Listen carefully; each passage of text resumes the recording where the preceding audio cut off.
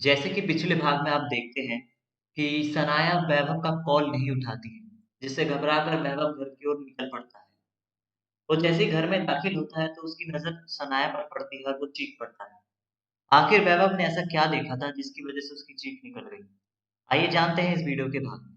लेकिन उससे पहले चैनल को सब्सक्राइब करें और बेल आइकन को प्रेस करें, जिससे इस चैनल की कोई भी वीडियो आप मिस ना कर सकें।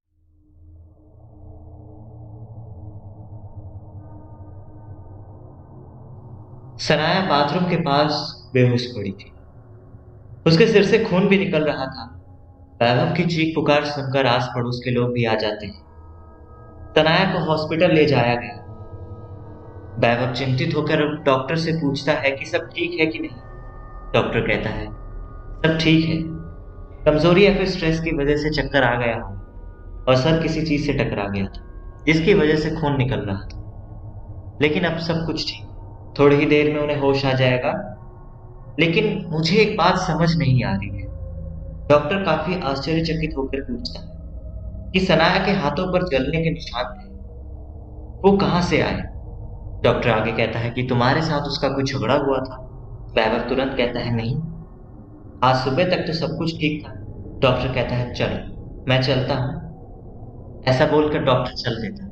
वैभव सनाया के पास ही बैठा था। उसने देखा सनाया के हाथ पे जलने के निशान थे, वो भी ऐसे मानो जैसे किसी ने जलते हुए हाथ उसके हाथों पर रखा। वैभव घबरा जाता है। उसे सनाया की हर वो बात याद आती है, वो जली हुई औरत का दिखना, वो गंध। ये कोई दिमागी वहम नहीं था, जरूर कुछ गड़बड़ थी।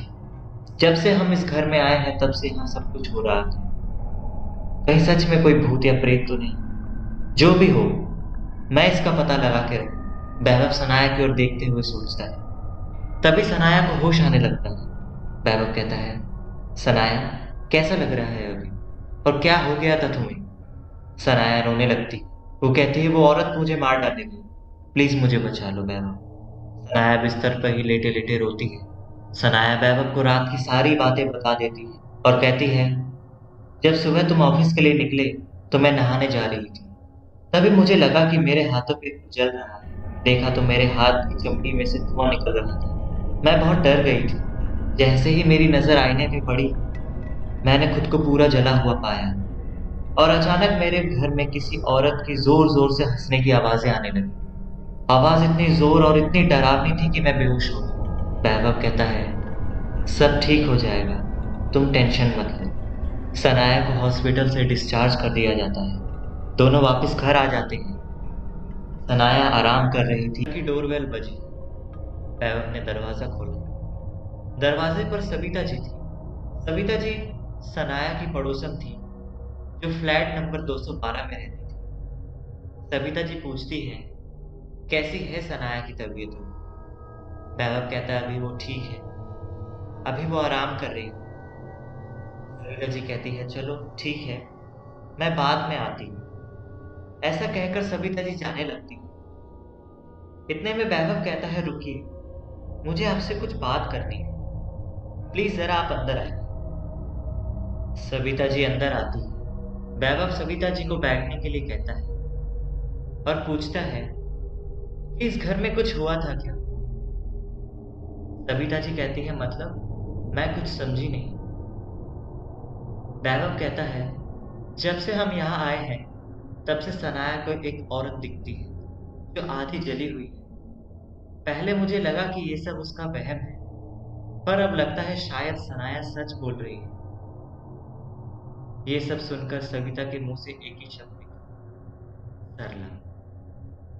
वैभव आश्चर्यचकित हो जाता है, पूछता है कौन सरला? सविता जी कहती है 10 साल पहले यहाँ एक पति पत्नी रहते थे, सरला और मंगेश। वो परिवार बहुत खुशहाल था। वो नए नए यहाँ आए थे। सरला ने मानो इस घर को स्वर्ग बना दिया था। उसकी एक बेटी थी पिंकी। सब कुछ ठीक चल रहा था, तभी पिंकी की तबीयत बिगड़ने लगी। पता चला कि उसे कैंसर हो गया। उसके इलाज के लिए उन लोगों ने उसके जेवरात, अपनी गाड़ी, यहाँ तक कि अपना घर भी गिरवी रख दिया था। लेकिन एक दिन सुबह पता चला पिंकी इस दुनिया में नहीं है। सरला और मंगेश पे मानो दुखों का पहाड़ टूट पड़ा था। किस्मत ने मानो उन लोगों को पूरी जिंदगी की खुशी छीन ली थी। सरला बेटी गम में पागल हो गई थी। मंगेश को भी दारू की लत लग गई थी। एक दिन अचानक उनके घर से सरला की चीखने की आवाज आने लगी। सब लोग इकट्ठा हुए, दरवाजा अंदर से बंद। सबने मिलकर दरवाजा तोड़ा तो सरला जल रही थी। शायद बेटी के गम में उसने खुद को आग लगा दी थी। हमने किसी तरह आग बुझाई, तब तक सरला आधी जल रही थी। उसके शरीर में से धुआं निकल रहा था। सब इसे हॉस्पिटल ले जा रहे थे, लेकिन उसने पहले ही उससे दम तोड़ दिया। वैभव पूछता है, और मंगेश, वो कहाँ है? सविता कहती है, वो उस रात से लापता है। सरला के अंतिम संस्कार में भी वो नहीं आई। पुलिस ने भी उसे बहुत ढूंढा, पर मंगेश कहीं भी नहीं। फिर वैभव पूछता है, सविता जी कहती हैं कि फिर ये घर मिस्टर एंड मिसेस तिवारी ने खरीद लिया, पर रोज के झगड़ों की वजह से उस औरत ने जहर पी लिया और आत्महत्या कर ली। और वो आदमी फिर अमेरिका चला गया। उसके बाद तुम लोग इस फ्लैट में आए। वैभव हताश हो जाता है। वो सोच में पड़ जाता है कि क्या करूं अब। इस घर को भी छोड़ नहीं सकते। हमने लाखों का लोन लिया है। सविता जी कहते हैं, तुम एक काम करो, सनाया को थोड़े दिन उसके माँ के पास भेज दो, जिससे उसका मूड अच्छा हो जाए। तब तक तुम सोचते रहना कि आगे क्या करना। वैसे भी वो औरत सनाया को ही दिखती है, सविता जी ने कहा। वैभव कहता है, हाँ, ये ठीक रहेगा। मैं आज ही उसे उसकी मम्मी के पास भेज देता हूँ। जैसे तैसे करके वैभव ने सनाया को मना लिया और सनाया को एक हफ्ते के लिए उसकी माँ के घर भेज दिया। वैभव ने ये बात रवि को बताई। रवि ने हंसते हुए कहा, चलो, मैं आज रात तुम्हारे घर ही रुकता हूँ।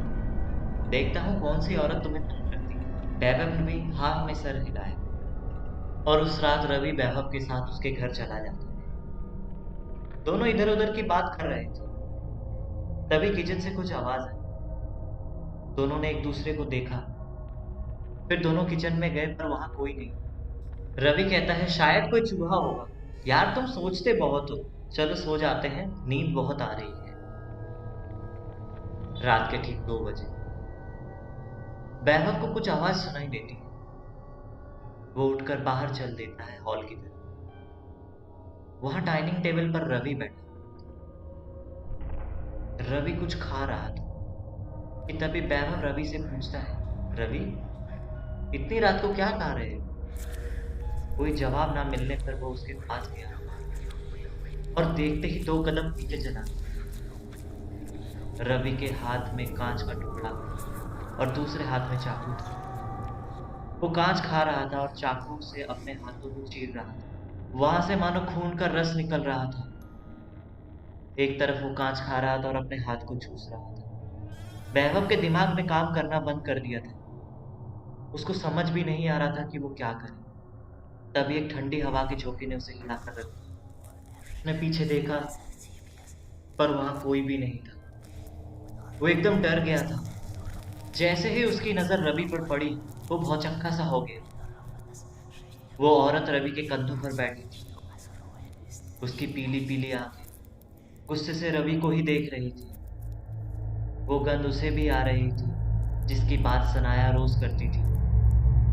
वैभव ने अपनी आंखें बंद कर ली थी और भगवान का नाम लेने लगा था। थोड़ी देर बाद जब उसने आंखें खोली, तो रवि जमीन पर पड़ा हुआ था। उसके मुंह और हाथों से खून निकल रहा था।